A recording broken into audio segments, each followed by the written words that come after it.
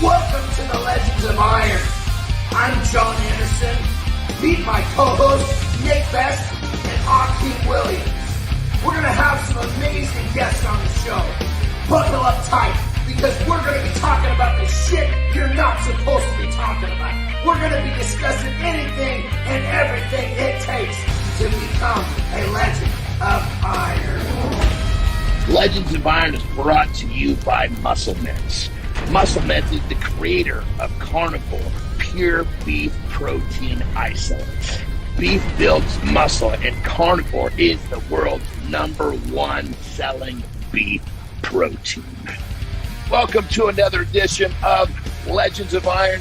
I am John Anderson. With me always my partners in crime, Nick Best and Akeem Williams. Unfortunately, Akeem is overseas somewhere doing some appearances, so he will not be joining us today. However, it's going to be just fine because we have a guest. If I'm talking about a guest, we have got an exciting guest for you today.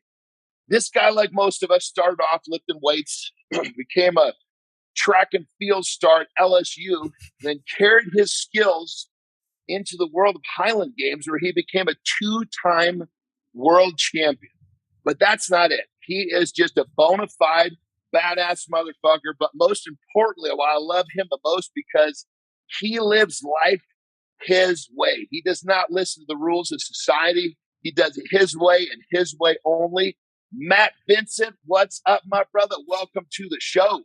Man, what's up with you, man? I'm excited to get a chance to chat. It's always fun. Absolutely, bro. Oh, man, how you doing? Nick, how are you, man? It's been a minute. I know it's been a few minutes. Doing good. I'm glad to see it. You've had a hell of a run, dude. It's been exciting to see with the TV show and all that. I love seeing people that work hard, like, have it all pay off, right? Yeah, thank you very much. It's been quite the journey. It's been a lot of fun. I'm sure it's still going. It's been a hell of an experience, dude. It has. Nick absolutely kicks the shit out of Father Time. Father Time doesn't know how to get a hold of Nick. That's for sure. So. He knows. That's good. He's kicking my ass, so it's perfect.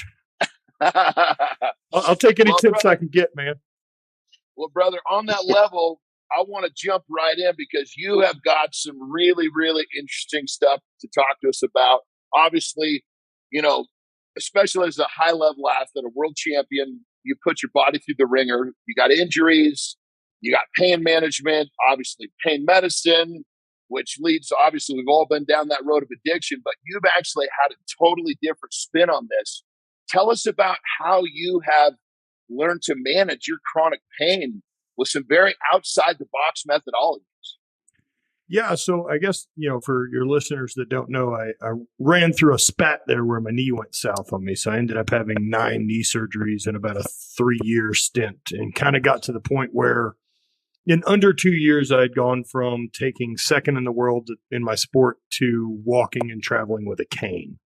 And there really wasn't going to be anywhere out of the woods for that before more and more operations. And so pain had got really out of control. And so I really went into trying to find everything I could, from changing nutrition and diet. The first things I did were the obvious ones, like let's figure out diet wise and make sure everything I'm doing there is anti-inflammatory. So switch to ketogenic diet, managed to even get further into carnivore dude, if I can steal 0.5% away from pain, I'll take anything that's going to give it to me at that point.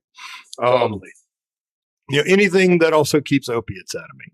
I just don't operate real well with them. And, but they're there to serve a purpose. I think if pain gets to, acute pain is something that's hitting you at an 8, that's what they're for. I don't know that they're ever supposed to be used for long-term chronic pain management.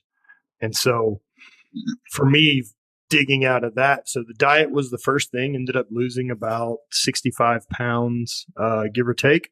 And saw some benefit there, saw some benefit to hot and cold tubs, saw some benefit to trying some peptides, saw some benefit to cannabis, made a switch there, quit drinking. And then into psychedelics, really, just basically willing to try anything. And let's talk about this. Psychedelics. This is where we cross into, this is the territory where most people are right now going, did he just say psychedelics? So Let's Yeah. Oh, you got to explain that. yeah. Yeah, You got to tell us about this. So, I mean, I've been interested in it for a long time and have some pretty good exposure to, I don't know, people I would say in the know in that crowd that have been good guiders. And as, you know, speaking to them and seeing what a benefit it's been to their life, as well as, man, I'm just such an experience whore that I need to know firsthand.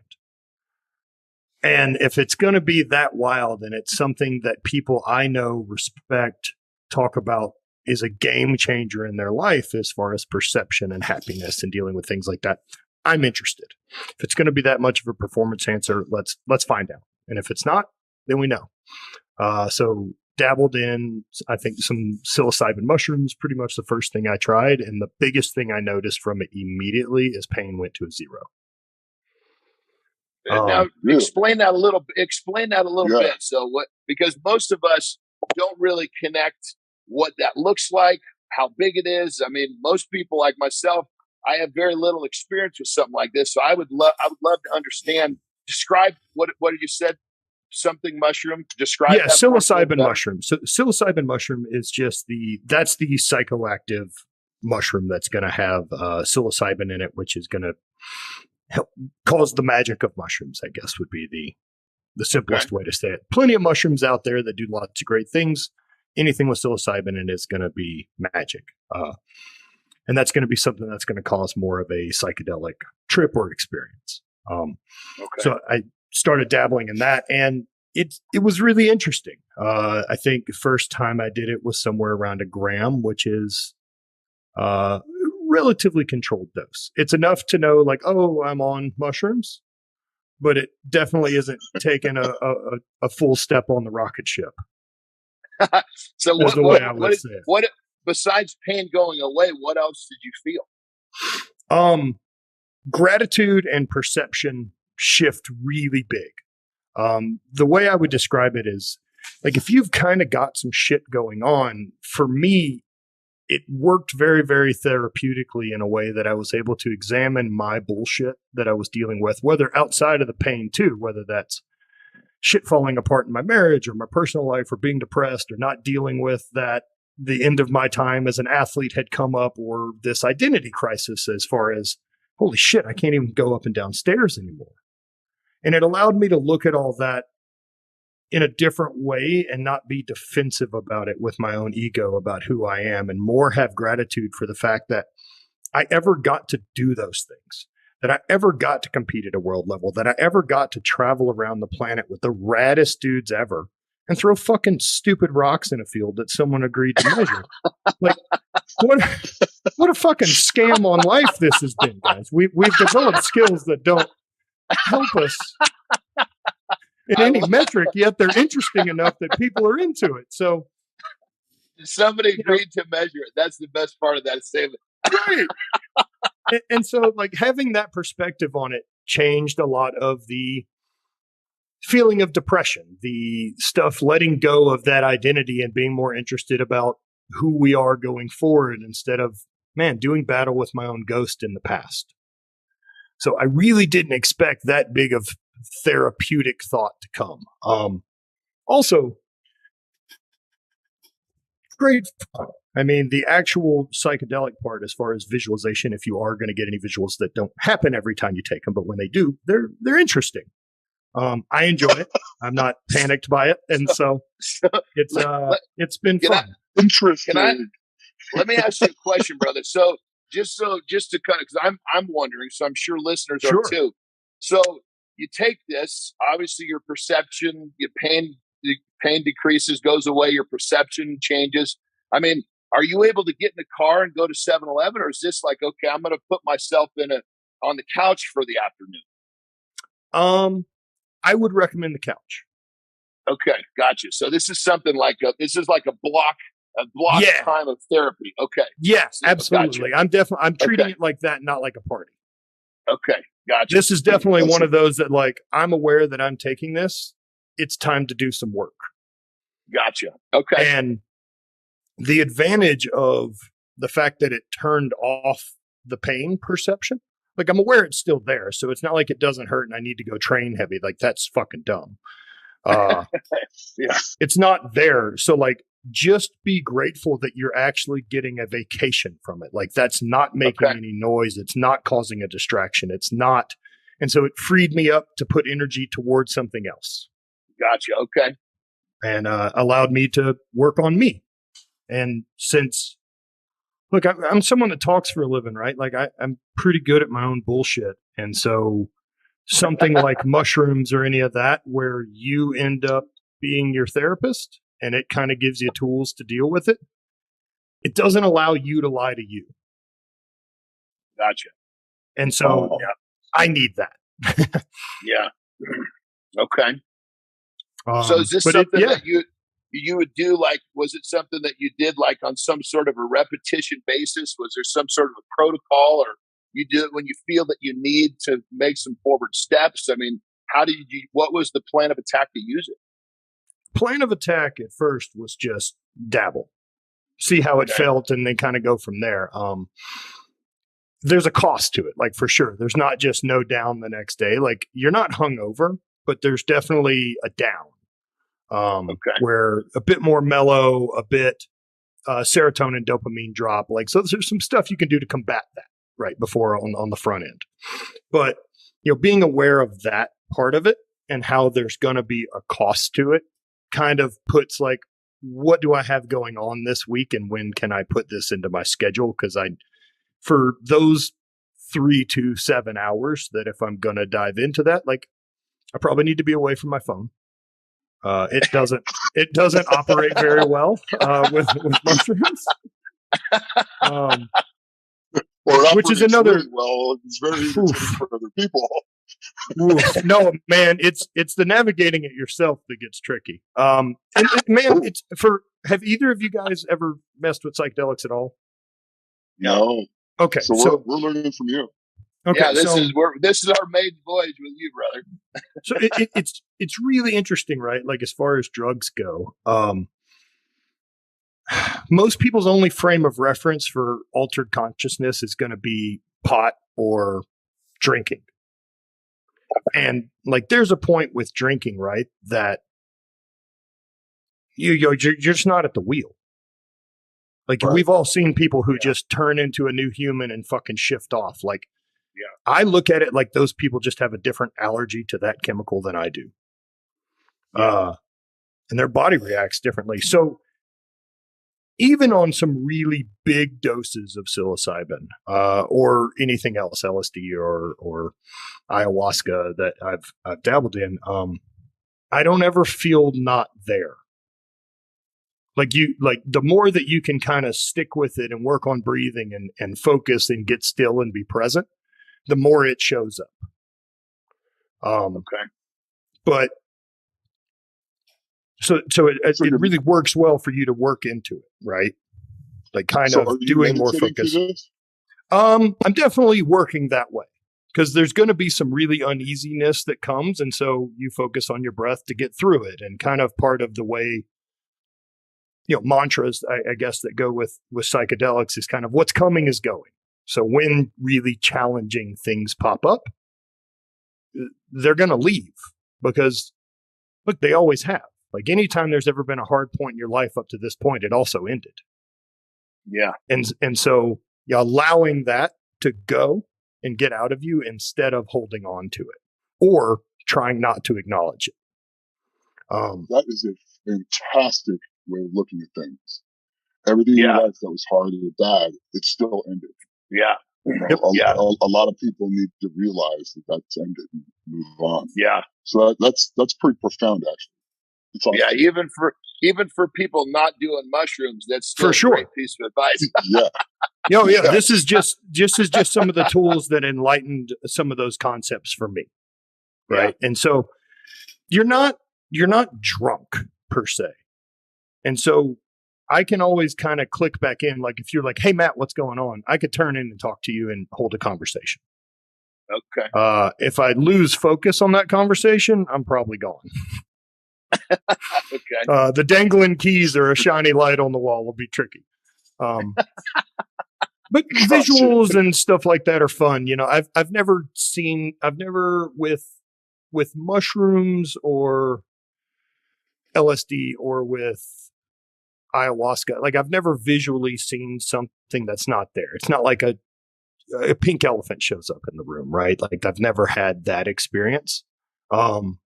You'll kind of more vividly daydream, I guess would be the way that it would work. You'd have visions, but they're really internal, for the most part. Now, with mushrooms or LSD, don't get me wrong, you see stuff, but the stuff you see is like everything ends up having like a pattern overlaid on it. I guess almost geometry, or even everything just kind of gets weirdly geometric. I can see how people would think there's a bit of a simulation going on. I get it. This is really interesting stuff, brother. So clearly you started to dabble, you realize there's a benefit. So let's connect this to your chronic pain. Mm-hmm. What type of a protocol did you put together for yourself to manage your chronic pain with the psychedelics? I mean, was it like every so often you would do it, or what was helping you? How did you put it together? So I was doing a bigger trip, probably once a month. And that was more like therapy. Please define bigger trip. That's so a bigger trip would be so let's say like 3 to 5 grams. Oh, okay. So it's a full blast off. Yeah. Okay. So one was my very first experience. What's historically called within that community as a heroic dose is 5 grams. And so I was doing between 3 and 5 grams, and like that's committed. Like I don't have other shit going on. I'm getting away from my phone. Like I am diving in to see where this wants to go. And other than that, I've microdosed psilocybin now daily for about the last 2 years. And so describe microdose, because you're so I microdose. Yep. So microdose the capsule I take, and fuck me, I wish they were places people could get them, but that's how we are, right? We're not in a society that makes them legal, but here's what I take. It's 5 mushrooms are in the capsule, 4 of which are not psychedelic. We have reishi, changa, lion's mane, and cordyceps, which do great stuff for neurogenesis, as well as and those endurance. Are all legal and common. Those are all legal, common. You can get them in a ton of stuff. They're just wildly beneficial for humans. Yeah. And then in there as well is a 0.12 of, so a 12th or 10th of a gram of psilocybin. So if 1 gram is enough to be like, oh, I'm taking mushrooms, but it's not a big dose, I'm taking a 10th of a small dose. If that gives you an idea of what microdose level would So be. Does that change your mood? Does that change how you look at things? On a daily basis, what's that do? Have you ever taken like a nootropic, alpha brain, anything like that? Yeah. Absolutely. Yeah. It's similar to that. A little bit of feel like that, right? Where you're a little bit more focused, a little bit dialed in, but it's not jittery. Yeah. Okay. The best way I would describe it is if I had a prescription strength version of that. Okay. But it's not Adderall. Because I'm not interested in that either.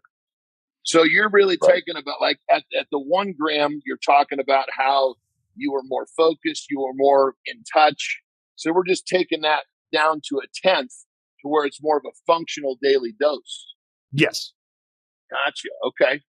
And look, as I'm far from a fucking scientist, as we've discussed how I threw rocks in a field, and this is my own experience and what I believe, but listening to guys like really smart dudes like Paul Stamets or any of these others, what they talk about with microdosing, helping with the brain, is that our emotional patterns and our habits or triggers, things like that, get kind of cut in over time, and you realize that whenever a problem pops up, you typically handle it one way, whether that's immediately reacting with anger or freaking out or panic and control.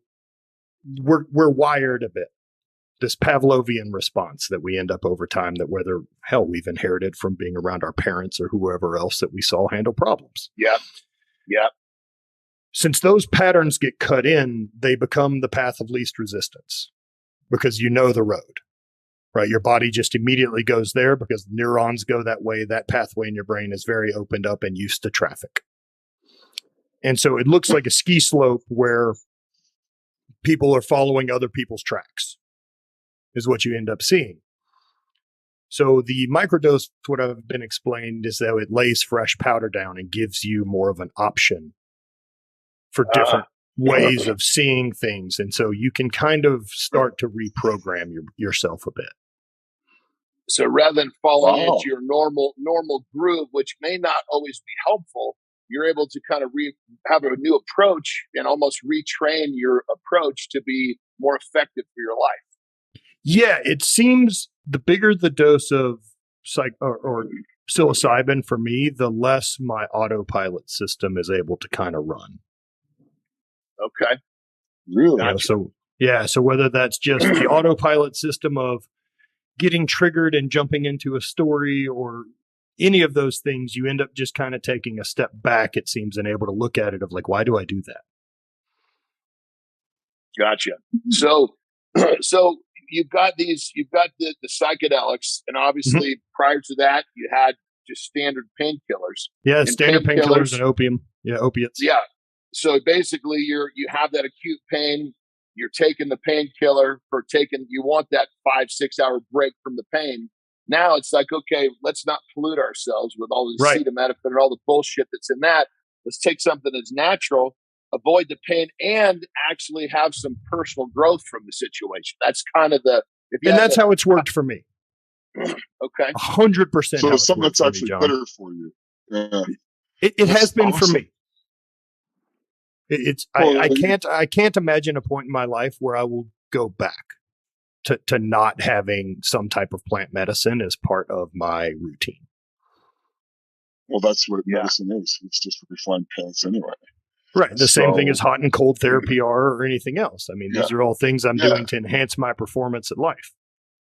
Yeah. I'm really intrigued with this. This is really informative. Yeah. No, I mean, this is something that the world needs to hear, because I tell you, brother, when we were chatting before and you told me a little bit about this, I thought, man, this is something. Normally, when you think of people taking mushrooms, you think of people just going to, wear a bunch of crazy colors and trip out and go to some different place. Not always. You're talking about a constructive use. I think it's just the unknown. Most people just don't understand the capability of the substance. Yeah. No, and it's a bummer because we've decided as a society to not study it, and we haven't for a long time. But they're now studying it quite a bit at Johns Hopkins and using it to help PTSD and help different traumas, and they're seeing huge benefits for people. Yeah.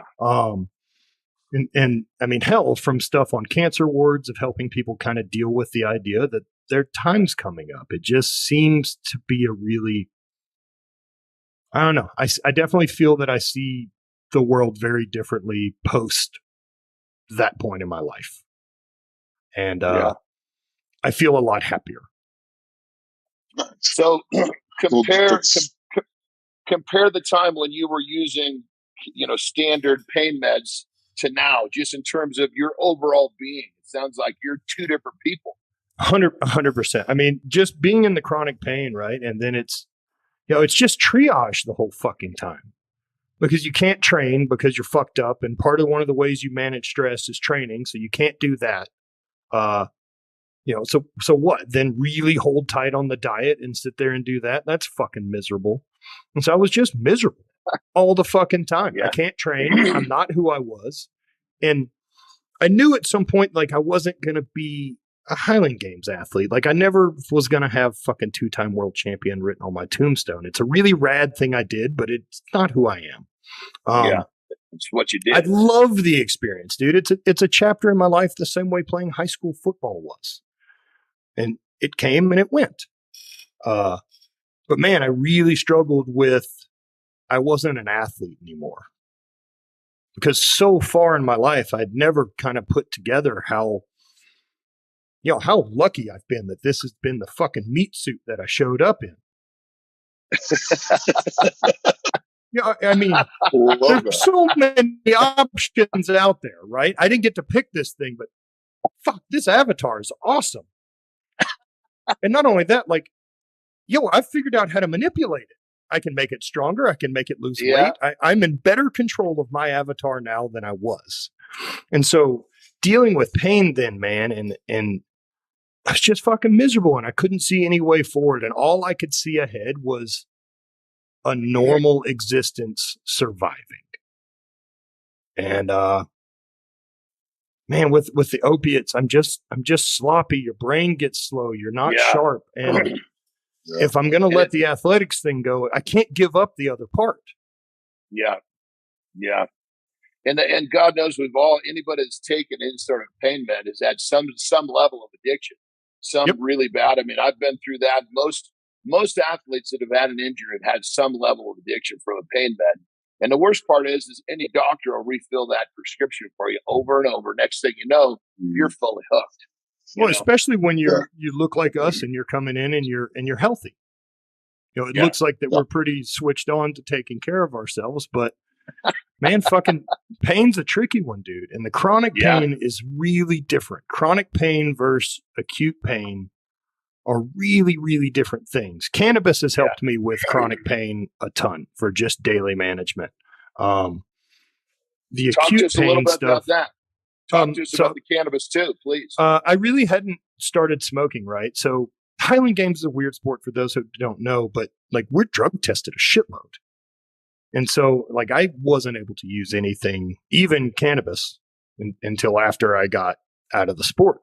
But using cannabis more, and as soon as I was able to start using it to try to manage pain or figure that out, I really liked it. I also liked the creativity that came with it. I liked how I was more perceptive of watching movies and doing the other things that inspire me to want to create stuff for the brand or travel or whatever it is we do. That's where I find my kind of creative outlet. And it was a great tool. It kind of just, when pain was at a 1 or a 2, which it is most of the time, I just don't care about it. It's not that it's gone. It's just I give less of a fuck.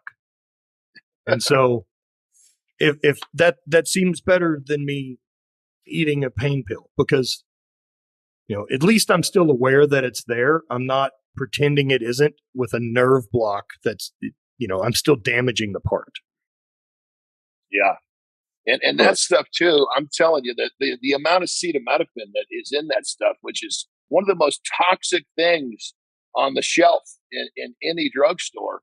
I mean, most, like when you see 325.5, 325.10, it's the 325 that's the acetaminophen. That's the biggest part of the pill, which is the most toxic. And that's one of the things people don't understand, is that those pain meds are highly toxic, as to where you're talking about is a natural thing, which is basically a natural spin on managing pain, which I think is what's so really interesting about all of what you're talking about. And well, look, the fact that it's not toxic. Yes. Right. And the fact that people will eat toxic. ibuprofen like it's not a big deal. I know. And that is crazy. a big deal. It's a huge deal, especially what that does to your gut biome, gut health. Like, we know all those things at this point, right? That the bacteria in your gut makes a ton of decisions for you. It affects you emotionally and does all this other shit. So why continue to do that and then try to patch the problem on the back end? Yeah. Very true. So, excuse me, to rewind a little bit back to the psychedelics. That's a very interesting topic. How did you discover who started you? How did you kind of move that direction? Because it's obviously very different. So somebody had to have come along and said, "Hey, you know what? This could be helpful." And I would imagine somebody gave you an idea how to start. Correct? Yeah. I would say for a really long time, like, my kook meter is pretty sensitive. And so hearing people get too kook and too spiritual and too woo woo, it's like, fucking great. Like, I'm a bit more of a barbarian. I'm aware that I'm a fucking complete idiot, still a gorilla. And I got lucky enough to be introduced to Kyle Kingsbury, probably first off. He was out in Vegas a long time, Nick. I don't know if you ever crossed paths with Kyle, but Kyle was a UFC fighter. And then I got to know him through Jesse Burdick, and he ended up working for On It down in Austin. And the owner at the time, Aubrey Marcus, has been around that world and been kind of talking about plant medicine and psychedelics for a really long time. And after I'd been friends with Kyle for a long time, I got exposed to that group, and I kind of got to see behind the curtain, man. Like, I got to see this different thing they were talking about, and there was a lot more love, and there was a lot more understanding, and there was empathy in this group, and there wasn't any scarcity, and they weren't fucking shitty to each other, and they cheered on each other's success, and they weren't jealous, and they weren't petty. And man, I couldn't help but be like, well, fuck. So this is an option? Why would I fucking try the other way? And if there's a thing that they did that helped enhance that or click it in to make that make more sense. I mean, look, man, I've seen them deal with some pretty wild shit gracefully and been enough behind the curtain to be able to be like, oh, wow, like that's not a thing I've handled maturely in the past. And it's fucking incredible. Dude, I love how fucking just straight up honest you are. That's the best part about listening to you talk, man. Yeah, so like seeing that and then kind of knowing that I was interested, had some opportunity to, like I said, try mushrooms, try things like that. And then, the further kind of down that rabbit hole would be something like ayahuasca. And so at the beginning of 2020, Bonnie and I went on a trip to Costa Rica and went to a facility called Rhythmia and did 4 nights of ayahuasca. And it was a really, really interesting experience. It was really shifting. I expected it to be, as I, was pretty excited about getting to go and had done a lot of research on it. But that was the group that first introduced me. And then the more I've leaned into it, the more I've just kind of felt it was right. It's really worked well for me. Yeah. Like I don't want to tell anyone what the ideal way to do anything is. Yeah. I just want options. Yeah, you're presenting a very viable option. Right. That's like saying one fucking training method's the way to go. I don't agree. Yeah, totally. My mom needs a different protocol. She's trying to accomplish different things. But the best part about this is that we're discussing an option that most people don't even recognize is there, or the stigma is kind of like what you said in the beginning. You were kind of like, you didn't quite understand that there was something here.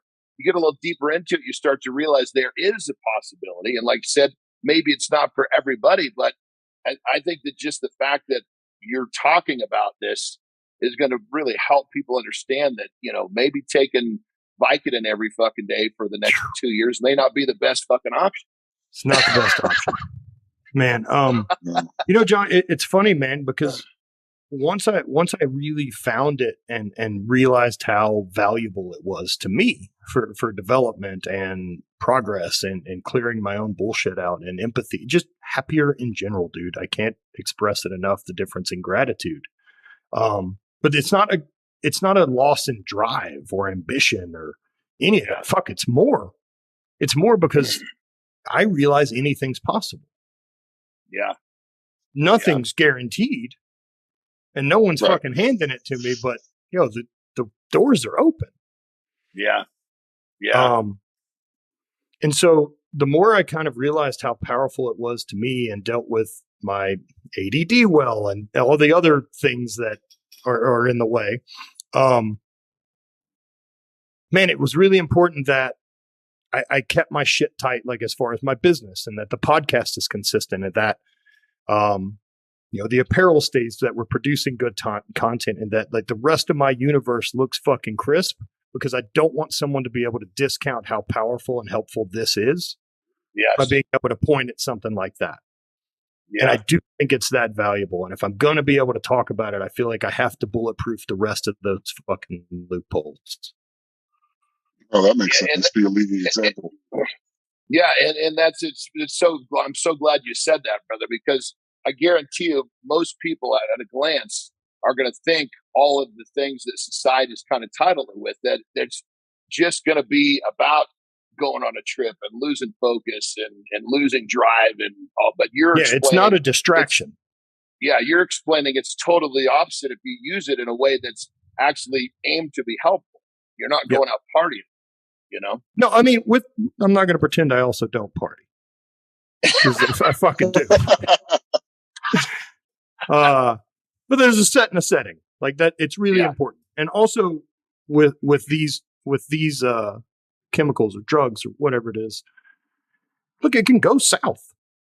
You can plan on partying and it can make a different decision. Talk to us a little bit about that. If you're using this for obviously we talked about the therapeutic part. Mm-hmm. Talk about when you say you're partying, if you use this also to kind of have fun. I will. Yeah, absolutely. Again, set and setting really matters. Like, I'm not trying to take mushrooms and go to a concert that the energy is going to be real hectic. But if I'm going to be at a small thing and partying with a few friends and it's going to be relatively intimate and I know the people there and I trust everyone, perfect. It's going to be a really, really benefit in me being able to connect. And has been. Also, it makes being an observer really fun. Okay. So if you're going to kind of sit and look, and as far as party drugs go, like, alcohol's not a great one for me. I've done my fair share of it, but it really tends to highlight the parts of my personality and ego that I'm not that interested in showcasing anymore at damn near 40 years old. I would rather be a bit more introspective and careful of the things I say and how I act than the too loose that alcohol brings. I don't need inhibitions to be lowered. I need more pay attention. So it helps me do that. Yeah. Well, it's really interesting, brother. I'm really happy that the way that you laid this out is going to be really helpful for people to actually see the side of it that you're using, you know, because I think, as you said, it's just been kind of the stereotype has put it into a place where no one would ever think about using it for some sort of therapy, you know? So that's really cool, brother. Really cool. Well, let's shift gears into Fueled by Hate. Let's go back to the beginning. So how does that Fueled by Hate? I believe that started off with you and your brother way back when.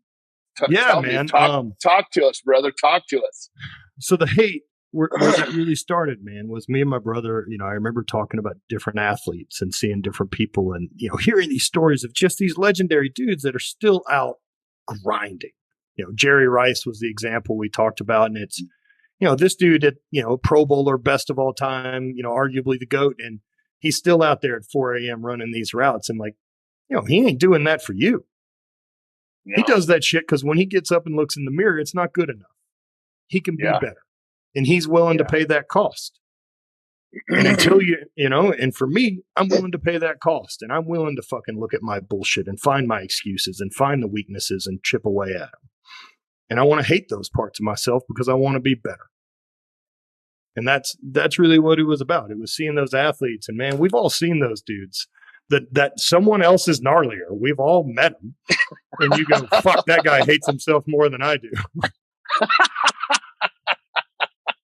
You know, you hear some asshole who's like, "Oh, I did a 400-meter yoke carry." I'm like, "Fucking why?" Like, hey, now wait a minute.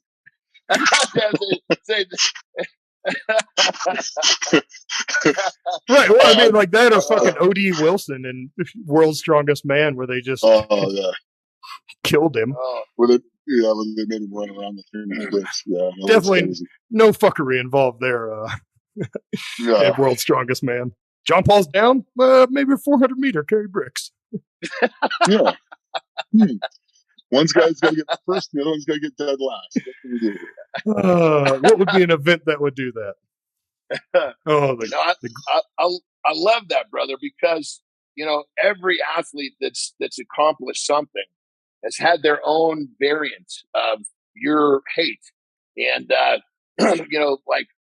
Once I started to understand, you know, your philosophy and how that worked, I started kind of looking at myself going, what the hell, what was I doing? What was it that, and I think to myself, if I had actually put it into a nice, understandable little box or phrase, it could have been far more effective for me, So I love the fact that you actually put that into a place where you could look at it, boom, like you could push that button and it was there for you. Yeah, it's been cool, man. It's been cool writing about it. It's been cool developing the brand. It's been cool. Now that I've been around and doing it with the brand for 8 years, and then the first time I wrote about hate would have been like 2011. Recently, it was kind of neat. I'd stumbled upon a really old YouTube video, and man, the fucking core message hasn't changed. I was really proud of that. Yeah. That it just naturally hasn't shifted that much, that it's still like, it's on me.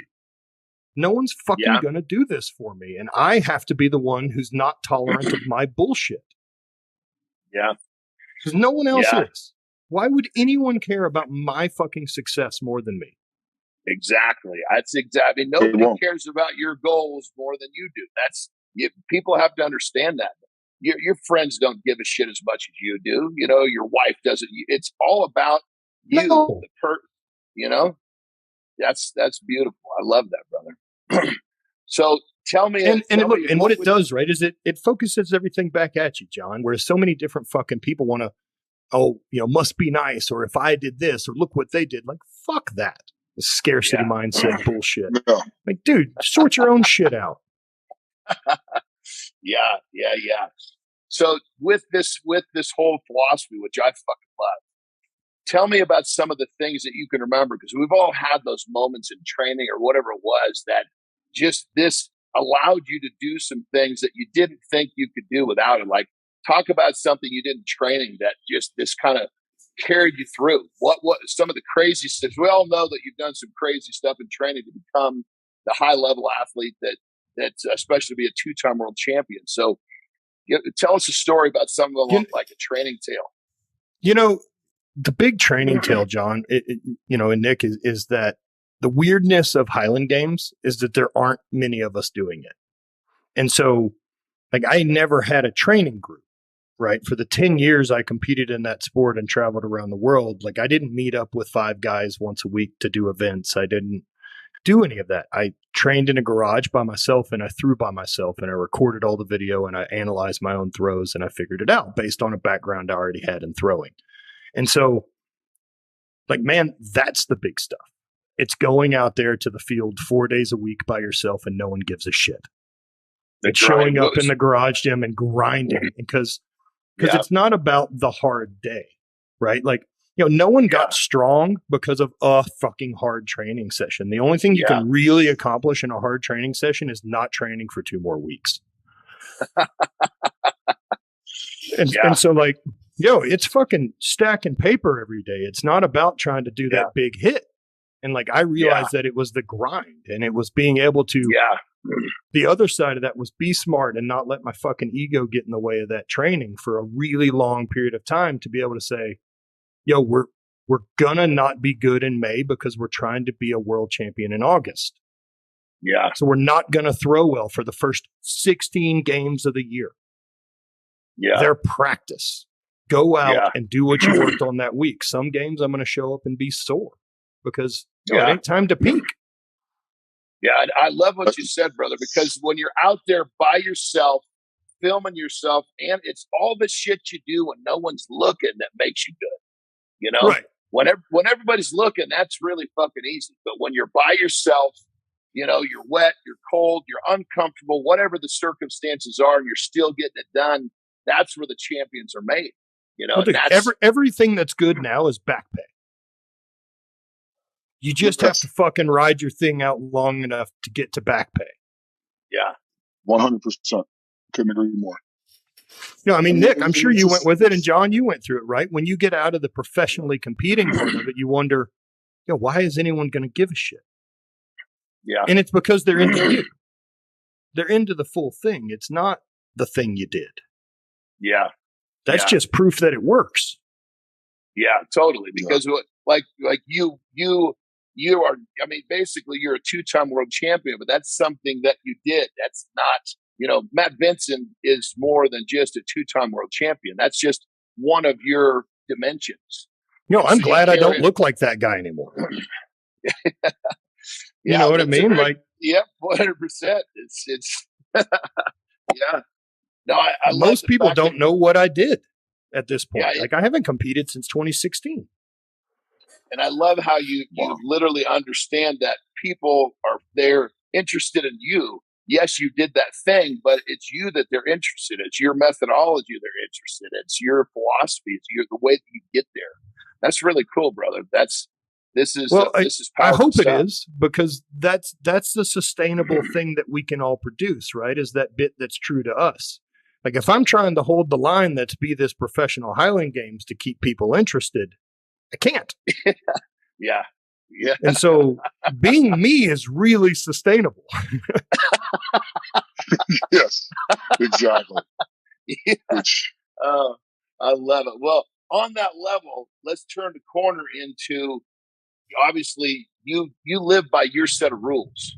You don't buy into what society says you have to do, which is one thing that makes you, which is what makes you so unique and why people gravitate toward you. So talk to, when did that whole thing, when did you kind of figure that out? Because most people most people never figure it out. There was a lot of big shifts that came through that kind of window of getting hurt. And, what started probably as like the first big light bulb moment was, my old man passed away. My dad got pancreatic cancer and died fucking 11 months later, and passed away at 62 years old in 2014 on April 5th, the day before my birthday. I turned 32. So I turned 31 the day after he passed away at 62. And man, the fucking alarm flag going off of being halfway. It's never turned off since that moment. And like the more I thought about that, and that's 1,612 weeks.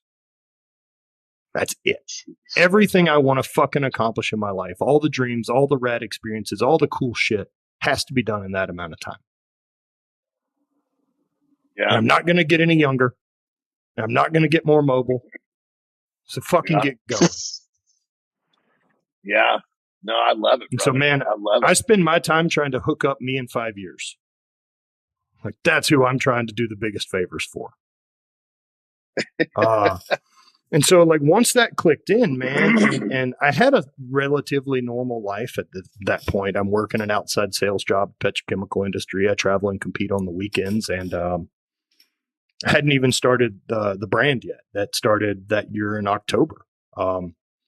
Then got hurt at the end of 2016 with the chronic pain deal and ran into that, and then lost the real job I had, and so leaned into doing the entrepreneur thing. And man, once I kind of got out of the normal thing and realized that I could travel and build this company and do the things that I love to do from the Highland Games, which was travel and get to meet these people and hold conversations and experience new places, that if people were still interested in that side of the story and I can still do it with the podcast or any of these other things, yeah, I'm all in. I'll take that risk. And look, I don't know that I even really consider it a risk, man. Look, I did a full career, 10 plus years in an industry. I can fucking work hard. So if I ever need to get a job, I'll go get a job. Yeah. Getting a job's not hard. I have skills and I work my ass off. But fuck, man, if I can build my own universe and build my own world that I don't have to answer to anyone else. And once I kind of realized that was a possibility, there's no going back. Yeah. And that doesn't mean it sure shit isn't the lazier side. I was far lazier working for someone else. That's building someone else's shit, man. I'm not passionate about it. I like clocking out. But now that I have that anxiety about fucking TikTok on my life, I don't want to clock out anymore.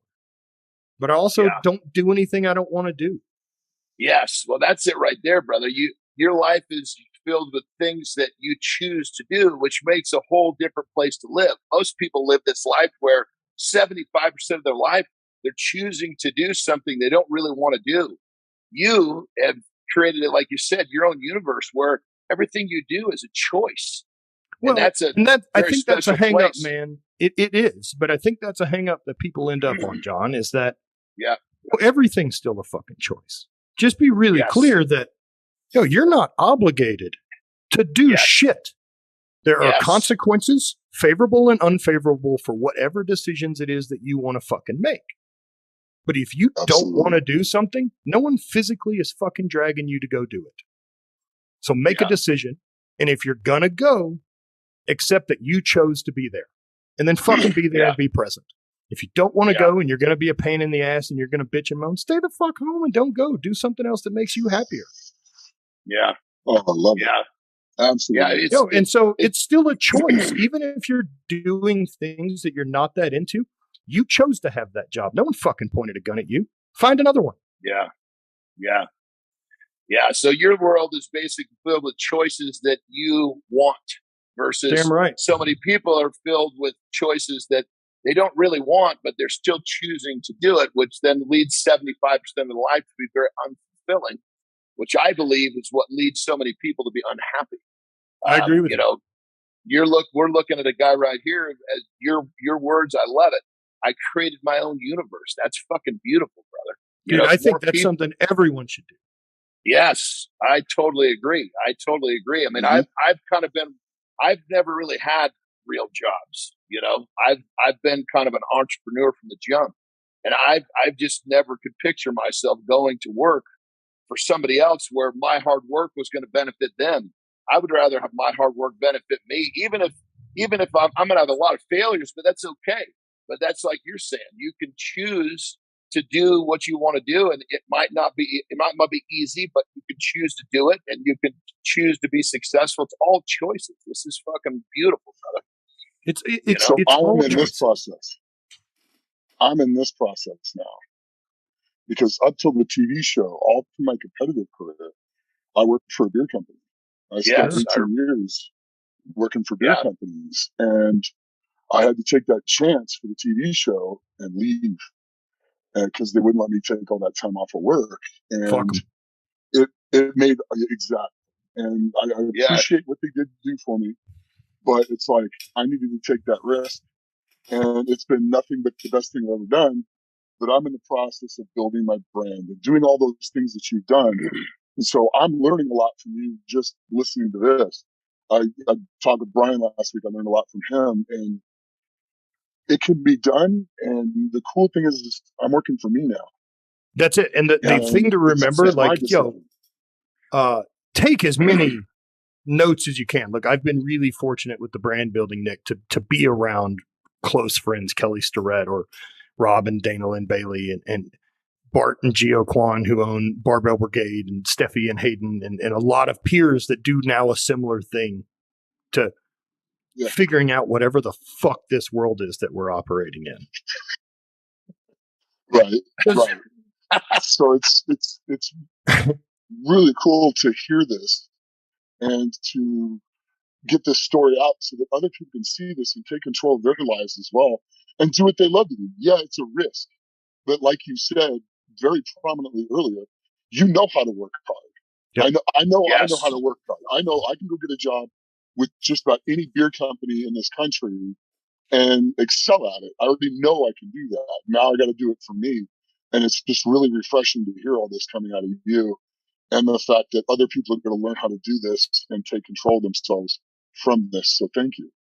Yeah, man. And look, I treat everything with the same philosophy that I've got with lifting, right? And like building a successful business or getting stronger. And I tell people, like, what's your advice to get stronger? It's, I want you to bench, squat, deadlift, and overhead press moderately heavy once a week for a decade. Yes. Yep. Yes. Yes. That's it. I mean, so treat your business the same way. Like, man, don't get too set on what you're expecting to happen because you don't fucking know. You've never done this. Right. So stop making that part up or basing it on someone else's shit or comparing too much.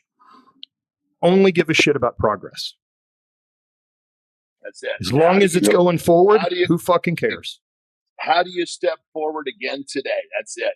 Every day you got to find a way to step forward. This is the shit that people need to hear, brother. I fucking love it. And I just don't believe in selling magic. You know what I mean? Yeah, no, it's you're selling. It's just a different perspective on the way society's trained us to look at things a certain way. We don't have to look at it that way. And they want you to stay in a box. Yep. Yeah. But that works. Like that, it works that way. And we're seeing a huge fucking backlash right now. Like right now, one of the things going on is people aren't taking jobs. Yep. And everywhere's hiring. But also, look, if we've given people the option now to Uber Eats or, work for Uber or work for yourself and be on your own time in your own car, listening to podcasts that you want to listen to. Like you can still drive around, make money and educate. Mm-hmm. Fuck going to sweep floors at that restaurant for less money. Yeah. Yes. I am, brother. I'm telling you, the quote of the fucking show is, "I built my own universe." Right? That's fucking beautiful. That summarizes the whole fucking thing right there. Now, with that, look, that's something I know people can hear. And look, it's fucking great to see this many years into what I'm doing. And I've got a gym and I've got this and blah, blah, blah. It started with spending $350 fucking on Craigslist and getting the scariest squat rack I've ever seen, a shitty barbell and some plates. But it was mine. It was my fucking world. I listen to my music. I don't have to put shit away. If I want to lift heavy and blare Celine Dion, it's no one's fucking business. That's it. Dude, that it's because I have my own setup. I train by myself in my own place as well. And one of the things that I do is I'll play one fucking song and I plan to repeat the whole fucking time because it puts my mind in this little loop. And then I'm just focused on what I'm doing. And that little loop keeps me focused right there. But can you imagine if somebody was training with me, they would go fucking bananas. It's exactly right. But they don't get a vote. My wife is like, I can't train with you because you listen to one song. I said, what? I listen to that one song for a reason. Maybe you're not supposed to be there. Yeah. It's just the Baby Shark song. That's the thing he hasn't told anyone. I know. Sometimes I swear to God, dude, sometimes it is like a fucking Celine Dion song. It's fucking crazy because some days it's a song that hits me here. I don't know fucking why. Bam. That thing's looping and it's looping from the moment I start warming up till the moment I fucking finish wiping my forehead, fucking move on. The other side of that, building your own universe and having your own little garage space or whatever it is, whether that's a place to, stretch and do mobility work at home or have a cold setup or anything that's yours. You get to use it on your terms to make you better. That's what I mean by building your universe and not depending on someone else's shit. And man, that playing your own song stuff, like John, I love it. And that's the best part of having your own thing is like no one gets a vote. Yeah, that's it. Including my wife. Right. I think my training partners have lost their minds a few times on my choices for music. Good. At times. But you're from 12-foot Ninja to Rush. Well, but also perform when it fucking counts. Yeah, exactly. Brother, you're the big swinging dick in the training group. You make the fucking calls on the music. That's it. So, my name's on the door. Right, that's right. Yeah. It may as well have a password on the stereo. Like, so I've got dope set up.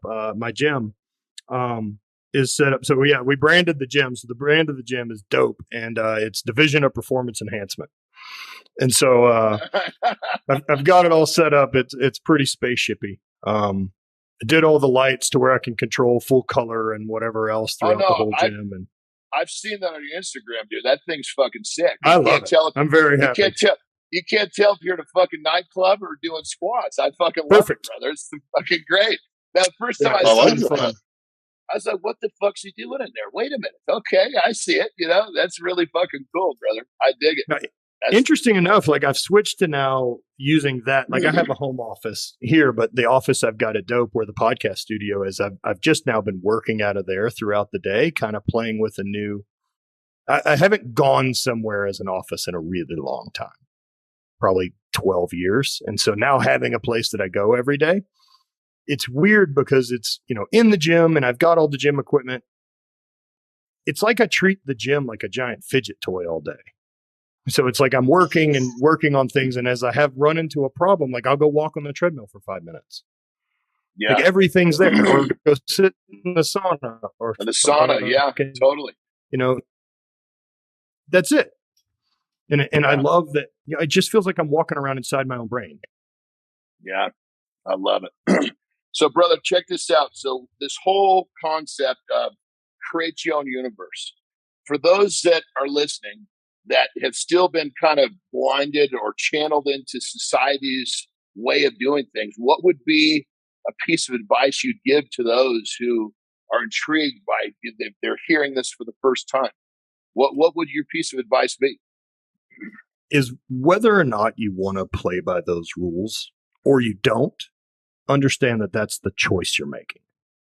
That's the big one. You're not locked in on the rails here. There's not rails that you're on that are leading you from from birth to the grave. Like you can take a left turn at any point.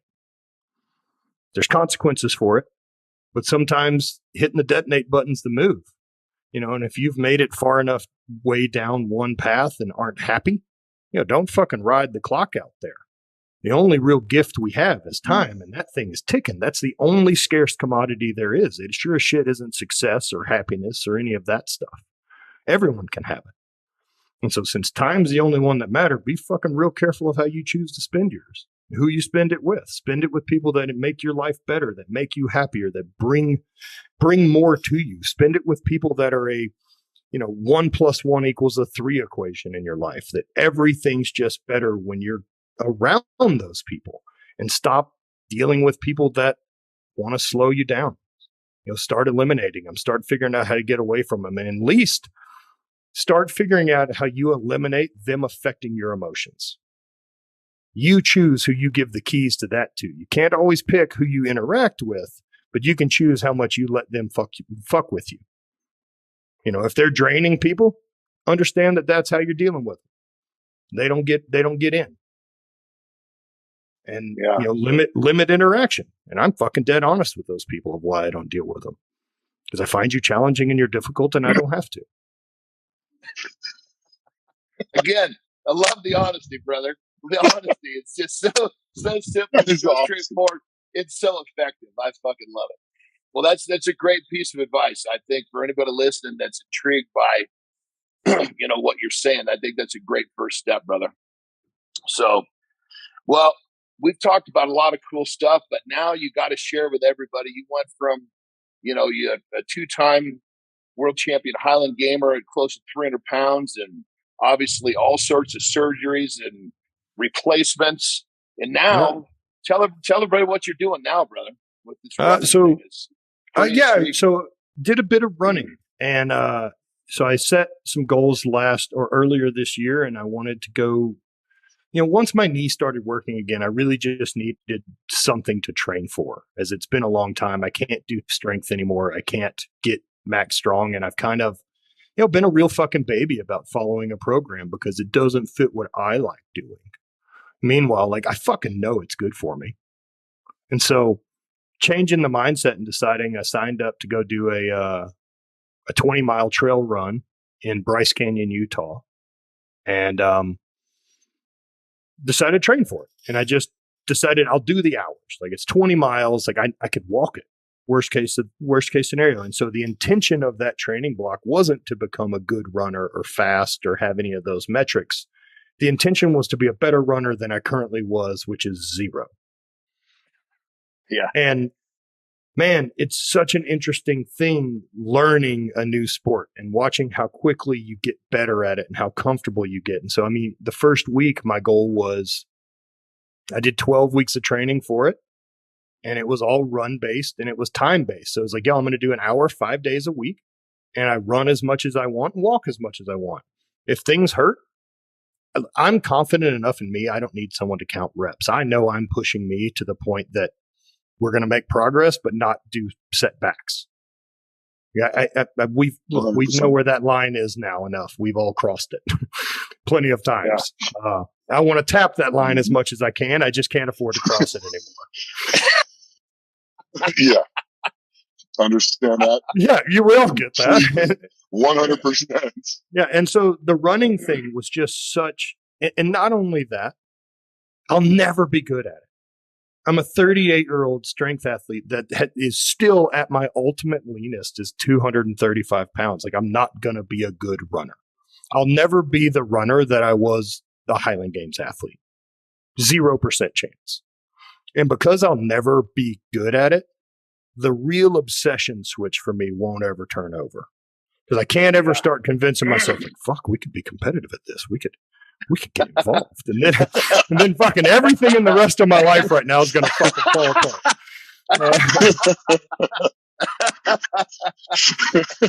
And so, like, I'll pick a hobby I'm bad at. And you get that. Plus, when you a new venture, you get those beginners gains, which are so fun. You get those huge quantum leaps. Of course, we all hit that point where it starts to flatten out. It gets a little more difficult. But the beginning of this whole venture must have been really exciting for you. Yeah. And that's really what I'm kind of interested at this point, John. Now that I'm not the sports specific athlete that I was for 10 years, what else can I dabble in? Like, what else is this machine capable of doing? What else can I learn as an athlete? And so I just wanted to run and steal all the beginner gains. Yeah, there you go. And then bail once things were going to get tricky. And then from that point on, but there was some really interesting stuff I learned from the running, and it just came from the increased endurance, was how much harder I could work, like on, work stuff, cognitive things, business things, creative ideas, how much longer I could do it before, like, I had to tap for the day that I was just spent. So it was pretty neat how it built the gas tank on everything. And so since then, it was kind of a figure out of like, okay, so that's something I'm not willing to give back as a new ability. How much running does it take to just hold on to that? And it seems like if I do 3 hours of cardio a week with some running involved, 3 5Ks a week, give or take, it holds on. Like, if I know that I could go pound for an hour if I needed to today, I seem to have the endurance of really being able to kick more ass longer all day. It's been a nice bit of personal growth with this whole thing as well. Yeah. Right. I mean, what are we doing at this point? Trying to get better. Yeah. And so learned a bunch from that. I like the aspects of running, of how they feel at, say, hour 4 to 5. Like, there's a pretty cool zone there of how you feel. Yeah. I'm not always interested in giving you the first 4 hours to find it. And so, well, I mean, the body will give us the best drugs on the planet. You just for sure. You just got to get through those thresholds so it'll start fucking dumping them on you. Yeah, man. If it would show up like that in the first 30 minutes, I'm super fucking into it. But I also learned from doing that 20-mile run. I finished it in right at 6 hours, and it was like 4,000 feet elevation. It was great. My goal was to be in good enough shape to enjoy that day.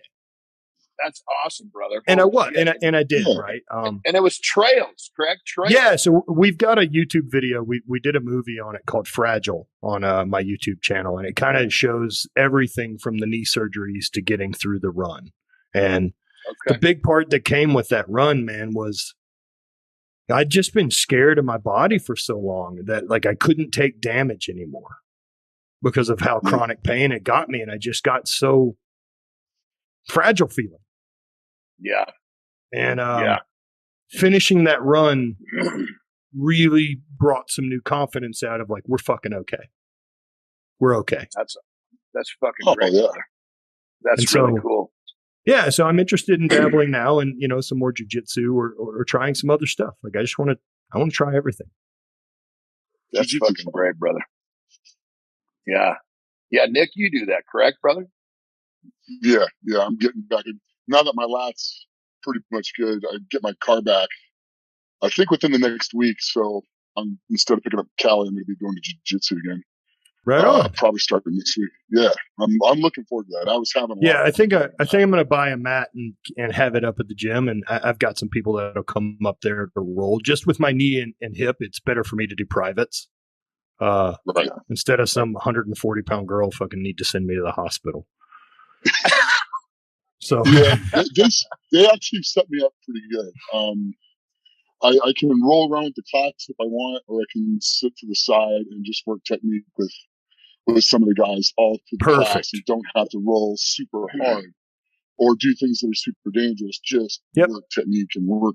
And it's something I can see me getting extremely addicted to. So I think it's a huge tool as I move out of the strength stuff. So yeah.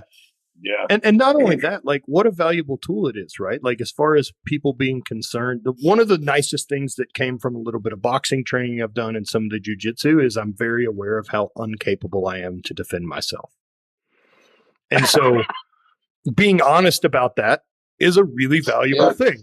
Don't fucking cause problems because chances are you'll get your shit beat in. If anyone has any concept of what they're doing, you're in big fucking trouble. So be nicer to people or learn to defend yourself, asshole. And so the honesty, brother. Again, the honesty is just fucking unbelievable. I love it, dude. I love it. I mean, look, I'm aware I'm a shot putter. Like I could probably throw a pretty ugly right hand if I had to. But at the same time, like that fight, typically if that fight went any more than about 10 seconds, I'm probably fucked. Like, I don't know what move 2 is. Oh my God, dude. That was beautiful. A pretty ugly right hand. Oh my God. That was just love it, brother. Love it. Just I love it, dude. Like get better at stuff. And that like build confidence and it eliminates anxiety because you're learning and educating. And it's experience of hell, even in that close quarters, at least I know what it's like if I have someone aggressively on top of me. You're learning and bringing new stuff to the table to deal with bigger stress down the road. And like, what a cool way that we can choose what we want to adapt to at this point. Yeah. Really cool, brother. Really cool. Well, absolutely. I got to tell you, it's been an absolute pleasure having you on the show. But before we wrap up, I really want to know, I mean, there's so much to you, brother, so much.